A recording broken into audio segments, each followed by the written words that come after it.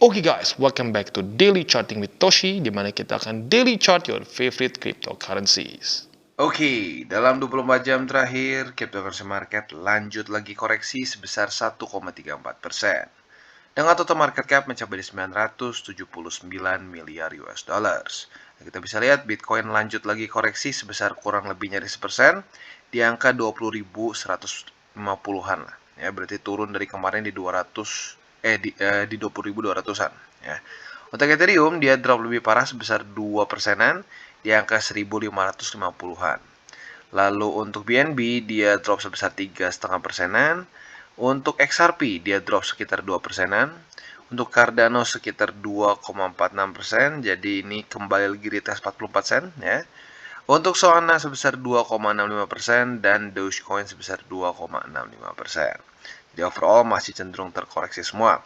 Tapi sebelum kita mulai, seperti biasa gue ingatkan, ini adalah sesi pertama di mana kita akan membahas Bitcoin, Ethereum, dan lebih ke macroeconomics. Oke, sebelum kita masuk ke chart, seperti biasa kita akan lihat dulu economic calendar. Ya. Hari ini ada data yang cukup penting, yaitu adalah initial jobless claim. Di mana ini adalah, ya sesuai dengan namanya, initial jobless claim. Ini adalah klaim pengangguran di Amerika Serikat. Kasarnya seperti itulah ya. Semakin tinggi pengangguran di Amerika Serikat itu akan membuat dolar semakin lemah ya. Nah, jadi harapan kita adalah ini lebih buruk daripada forecast atau kasarnya lebih tinggi daripada forecast. Kalau kita lihat sekarang forecastnya di 248.000. Nah, andaikan bisa di misalkan 260.000, 270.000, nah itu akan biasanya memiliki efek negatif terhadap US dollars.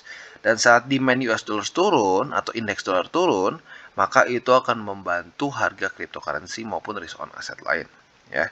Jadi kurang lebih itu untuk news yang kita bisa lihat pada hari ini. Sekali lagi gue ulangi, jam setengah 8 malam. Jadi buat lo yang pengen lihat silahkan bisa, nggak perlu sampai nyubuh ya.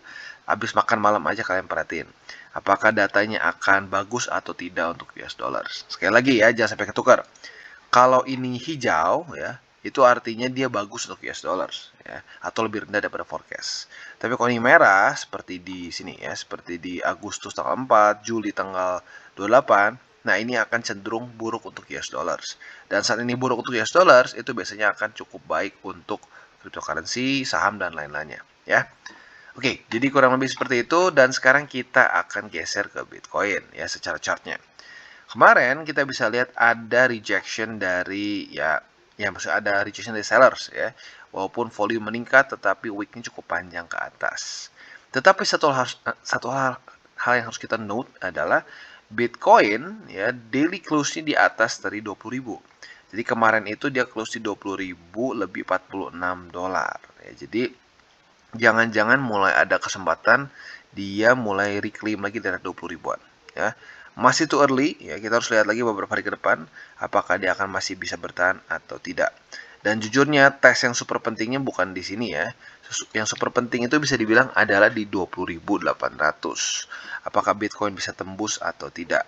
Karena kalau sampai Bitcoin gagal tembus lagi 20.800, maka secara strukturnya kita bisa lihat lower low, lower high, lower low, dan kembali membuat suatu lower high. Dan aset yang membuat lower low dan lower high, mau tidak mau adalah aset yang bearish. Ya.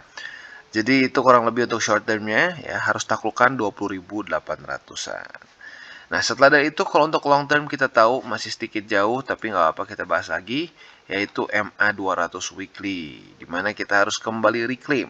Karena kalau kita belum berhasil reclaim, ya nggak bisa lanjut bulurannya ya. Dan selain dari itu juga mungkin struktur yang penting harus kita perhatikan juga adalah 19.200. Apakah akan tembus atau tidak? Kalau dia tembus, membuat weekly close di bawah dari sini ya, dan membuat suatu lower low, kembali lagi ya. Tadi kan secara short term, ini secara macro weekly-nya kita bisa lihat lower low, lower high, lower low, lower high, dan kalau sampai tembus lower low lagi. Jadi harapan kita adalah di sini terjadi double bottom di 19.200-an ya, double bottom. Lalu dia reclaim lagi MA200 weekly dan pelan-pelan membuat higher high dan higher low ya. Jadi itu harapannya ya. Yang terburuknya apa? Yang terburuknya adalah ini lagi-lagi membuat lower low dan mungkin masuk ke daerah sini ya. 12.000 sampai 10.000. Itu bisa saja terjadi ya, andaikan strukturnya pecah.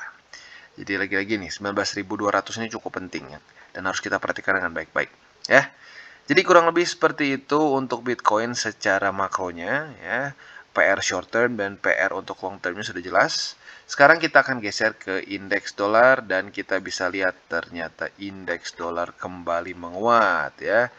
Kemarin sudah 2 hari retest, tepatnya 3 sebenarnya, tanggal 29, 30 dan tanggal 31 dia retest ke 108,55. Tiga-tiganya bertahan dan sekarang mulai naik ke atas. Tentunya ini bukan satu pertanda yang baik ya. Ini menunjukkan bahwa tadinya resisten di sini mulai berubah menjadi support. Nah, kalau ini bisa terus-terusan naik, keenakan naik seperti ini ya, naik sini, sini, sampai 111. Menurut gua ya, kalau sampai ke 111 ini Bitcoin kemungkinan besar akan tembus 19.000. Ya, bahkan arguably mungkin bisa membuat lower lagi lebih rendah daripada 17.000, which is really bad ya. Jadi lagi-lagi secara indeks dolarnya harapan kita adalah dia mulai melemah dan mulai ini jadi resisten lagi ya.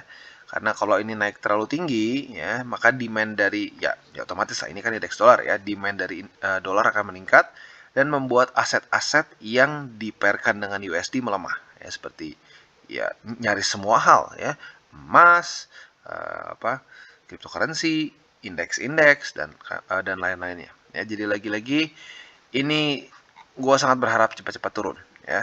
Nah, buat lo yang mungkin masih bingung kenapa kok bahas indeks dolar ya, apa urusannya dengan kripto? Lagi-lagi ya, indeks dolar ini berkorelasi negatif dengan cryptocurrency. Ya, lo bisa lihat sendirilah ya. 2020 di mana waktu BTC itu dump parah ya. Waktu itu kena COVID crash ya. Di sini indeks dolar menguat. Nah, tetapi saat Bitcoin mulai recover, pelan-pelan naik bahkan buran di 2020 sampai 2021, apa yang terjadi? Indeks dolar melemah ya. Jadi yang kita butuhkan adalah indeks dolar yang melemah seperti di 2020, di berapa lagi nih? 2000 berapa sih nih? 2016 dan seterusnya ya. Apalagi kalau sampai kita dapat indeks dolar yang melemahnya gini ya. Seperti di tahun 2000 awal. Wah, kalau kayak gini Bitcoin bulurannya gila ya. Tapi sayangnya sampai sekarang kita belum pernah merasakan sehebat itu ya. Tapi nggak apa ya. Harapannya adalah secepat mungkin The Fed mulai berganti policy ya, dari hawkish menjadi dovish, dan apabila itu mulai terjadi ya ini harusnya akan mulai turun karena ya lu bisa lihat sendiri deh ya, lu bisa cocokin kapan indeks dolar mulai menemukan kekuatan. Ini kalau lu perhatiin dari tanggal-tanggalnya, ini adalah desas-desus di mana The Fed mulai mau meningkatkan interest rate. Ya, mereka mulai bilang, oh nanti kita akan tingkatkan interest rate. Nah, setelah itu pelan-pelan mereka mulai menemukan momentum dan sekarang diperparah dengan ya krisis di Eropa, krisis di Amerika sendiri dengan inflasi yang super tinggi ya. Lagi-lagi inflasi di Amerika itu kemarin sampai 9% ya. Terakhir kali sampai 9% itu tahun kayaknya 80-an ya. Jadi udah jadul banget, kemungkinan besar rata-rata dari lu mungkin belum lahir. Jadi ya lagi-lagi ya, selama inflasi masih tinggi ya, terus unemployment rate masih rendah, The Fed masih terus diberikan insentif untuk meningkatkan interest rate. Tetapi kalau inflasi mulai turun, ya apalagi kalau sampai 2%-an, dan angka pengangguran Amerika mulai meningkat, nah di situ baru mungkin ada pivot dari The Fed yang mulai menurunkan interest rate. Ya. Jadi kurang lebih seperti itu ya. Lagi-lagi sekali lagi penekanan gue bukan cuma kripto aja, seperti Nasdaq, S&P, Dow Jones, itu pun mereka semua ikutan ketarik ke bawah. Jadi jangan sampai berpikir bahwa oh saham itu adalah investasi yang low risk. No, saham masuknya ke risk on juga. Lu mau yang low risk, reksadana, pasar uang, atau mungkin penghasilan tetap, itu low risk ya. Atau ya deposito juga boleh. Cuma jujurnya daripada deposito gue lebih prefer reksadana ya. Jadi kurang lebih seperti itu untuk overallnya. Buy limit kita nanti akan kita bahas di belakang. Sebelum kita lanjut ke buy limit kita, gue ingatkan sekali lagi, DCWT ini bukanlah financial advice, bukan juga bagi-bagi sinyal. Tujuannya ini untuk edukasi dan membiasakan para subscriber gue untuk lebih mengerti charting. Dan salah satu cara terbaik untuk mendukung kita, ya, lu bisa like, bisa subscribe, dan juga bisa menggunakan link referral kita di bawah. Ya. Sebelum kita lanjut, kita akan dengar dulu pesan-pesan dari sponsor kita pada hari ini. Oke, dan sebelum kita lanjut DCWT kita pada hari ini, ada berita bagus dari OKX, di mana kita bisa mendapatkan mystery box yang nilainya up to 10.000 US dollars. Ya, cara kerja seperti apa? Mudah. Kita invite teman kita, ada new user login, dan kita bisa claim reward kita. Ya, step 1, kita invite teman kita dengan invitation poster kita atau link. Ya. Dan yang kedua, saat teman kita login, ya hanya login saja di OKX app selama 30 hari setelah registrasi, both lu dan invitee-nya akan mendapatkan mystery box. Nah, apabila teman lu mengkomplit single deposit, ya ini di luar dari yang step kedua ya, lebih dari 50 USD, kalian akan mendapatkan lagi satu mystery box lagi. Ya, jadi ada dua cara nih ya, bisa double. Nah, setelah itu, semua mystery box ini bentuknya ya, hadiahnya ini dalam crypto rewards up to 10.000 US dollars. Rewardnya bisa macam-macam, ada BTC, ETH, OKB, dan seterusnya ya. Nah, setelah itu kalian juga bisa mendapatkan lagi surprise mystery box untuk yang kedua, kelima, dan ke-10, dan seterusnya. Ya, jadi buat lo yang tertarik dan belum punya akun di OKX, jangan lupa bisa cek link referral kita di bawah. Oke, dan sekarang kita geser ke buy limit untuk Bitcoin ya. Yang pertama, kita bisa lihat bahwa masih sama sebenarnya di 19.200-an. Nah, di mana ini bisa kita pertimbangkan untuk buy limit spot ya. Kita bisa langsung pasang aja sesuai dengan namanya buy limit. Atau buat kalian yang buka posisi long juga boleh, tapi gue sarankan dengan konfirmasi ya. Jadi turun, ada rejection, konfirmasi, dan silahkan kalian buka posisi long ya. Nah, sebelum kita lanjut ke buy limit yang kedua dan ketiga, kita bahas dulu ada satu opportunity juga untuk nge-short ya. Nah, tentunya buat nge-short ini ada di daerah 20.800-an. Andaikan terjadi rejection dan confirmation, silahkan kalian buka posisi short di 20.800 ya. Nah, tapi harapan gua sih ya nggak ini ya harapan gue sih nggak ke-reject. Harapan gue ini bisa tembus dan mulai BTC trading lagi di price range antara 21.000 ke 22.000 ke 20.800 ya. Jadi bermain di daerah sini. Karena kalau sampai ke-reject lagi di 20.800, sebenarnya Bitcoin lanjut lagi membuat suatu lower high ya. Dan ya kita tahu lower high itu tentunya adalah salah satu lagi ciri-ciri bahwa aset mulai tambah bearish ya. Jadi itu kurang lebih untuk buy limit pertama dan posisi short kita. Nah, sekarang kita akan geser ke buy limit kedua, di mana buy limit kedua ini harus kita sedikit geser ke indeks Bitcoin. Nah, di mana di sini kita sudah pernah bahas beberapa kali sebelumnya di 15.600. Ini adalah statistik yang pernah terjadi dua kali sebelumnya di siklus 2020 dan di 2015.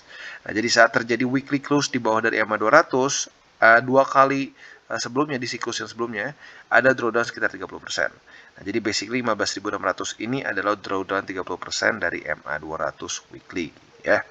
Jadi itu kurang lebih ya. Yang kedua, yang ketiga kita akan ada di sini ya. Kalau dia sampai jebol juga ini akan ke daerah sekitar 11.600 atau seringkali dibulatkan ya oleh beberapa analis lain ya. Salah satunya mungkin adalah si ini Garrett Soloway ya. Garrett Soloway dia menyatakan bahwa Bitcoin itu bisa mencapai sekitar 12.000 sampai 10.000-an. Nah, jadi secara TA-nya gambarnya seperti ini ya. Jadi memang ada struktur di daerah sini. Jadi itu dia, andaikan dia jebol semua di daerah sini, target selanjutnya bisa sampai serendah ini ya. Harapan gue sih nggak perlu sampai sini lah ya. Harapan gue itu 19.200 bisa bertahan. Tapi just in case ini jebol dan di weekly-nya membuat suatu lower low, ya sudah, mau tidak mau kita harus bersiap bahwa ada peluang bisa mencapai ke price range di bawah situ ya. Jadi kurang lebih seperti itu untuk Bitcoin. Overall masih nggak terlalu berbeda dari kemarin ya. Dan sekarang mungkin ya kalau selain dari dia harus retest 20.800, mungkin yang paling gampangnya dulu adalah Bitcoin bertahan dulu di atas dari 20.000 ya. Jadi overall seperti itu. Struktur lagi-lagi kinda choppy ya. Kemarin sempat lumayan bagus tapi drop signifikan dan sekarang basically nyaris ngulang lagi ke ground zero ya. Oke, dan sekarang kita akan geser ke Ethereum. Nah, buat kalian yang kemarin konservatif dan menunggu posisi short di 1601, harusnya sudah kena. Karena kita bisa lihat retest, confirmation, dan ya harusnya sudah dapat ya. Jadi kita bisa lihat lagi-lagi reject oleh 1601 ya. Dan arguably juga bisa dibilang reject oleh EMA 50 di sini ya. Nah, tapi buat lu yang mungkin masih ketinggalan dan lupa buka posisi yang short kemarin atau lupa pending order, ya monggo, sekarang juga boleh kalian pasang di situ, ya. Nah, sekarang seperti yang gue bilang, secara sentimen makronya masih cenderung bearish karena the Fed masih, ya seperti yang gue bilang lah, inflasi masih tinggi, unemployment rate masih rendah, jadi ya mereka insentifnya terus meningkatkan interest rate, dan itu cenderung bearish untuk risk on market. Ya, maka dari itu harusnya ya ada possibility yang cukup besar dia akan retest lagi dari 1434,92. Lagi-lagi probability, ya nggak pasti tapi probability seperti itu. Nah, jadi sekarang buat kalian yang pegang posisi short di 1601, tinggal duduk manis, tunggu sampai kena di 1434,92. Nah, sekarang kalau lu lihat posisinya dari kemarin itu sekarang profit sekitar, ya not bad, 3,5%-an. Ya. Jadi kurang lebih seperti itu untuk posisi shortnya. Untuk posisi long, tinggal kita balik logikanya. Apabila terjadi konfirmasi di bawah, ya dia ke reject di sini. Kalau udah konfirmasi, monggo kalian bisa buka posisi long. Ya, jadi literally easy, ya, nggak ribet, nggak banyak pakai filter, nggak perlu pakai rasio ini rasio itu. Ya, tinggal lihat support resisten aja, ya. Jadi itu untuk posisi long. Nah, di waktu bersamaan juga bisa kalian pertimbangkan untuk akumulasi juga posisi spot, ya. Lebih seperti nabung rasanya, ya. Untuk jangka medium term sampai long term. Oke, jadi kurang lebih seperti itu untuk Ethereum secara struktur. Jujurnya not looking good, ya, cenderung lebih ke sesuai pembahasan kita bearish, membuat lower low, lower high, lower low, dan kalau sampai ini kembali lagi turun, suatu lower high baru, ya. Dan saat ya lagi-lagi ya lu mungkin udah sering banget dengar, tapi satu aset yang membuat satu lower low dan lower high, minimal dia secara short term itu akan bearish. Ya sama kayak gini lah, saat dia membuat higher high dan higher low cenderung bullish. Tapi satu saat waktu strukturnya mulai pecah, nah di situ kita harus mulai sedikit hati-hati, ya. Jadi kurang lebih seperti itu, ya. Dan untuk markets kita mungkin kalau lu mulai secara fundamentalnya ya, lu mungkin harus perhatiin Eropa. Ya, karena Eropa ini mau tidak mau akan selalu linknya lumayan besar dengan US. Ya.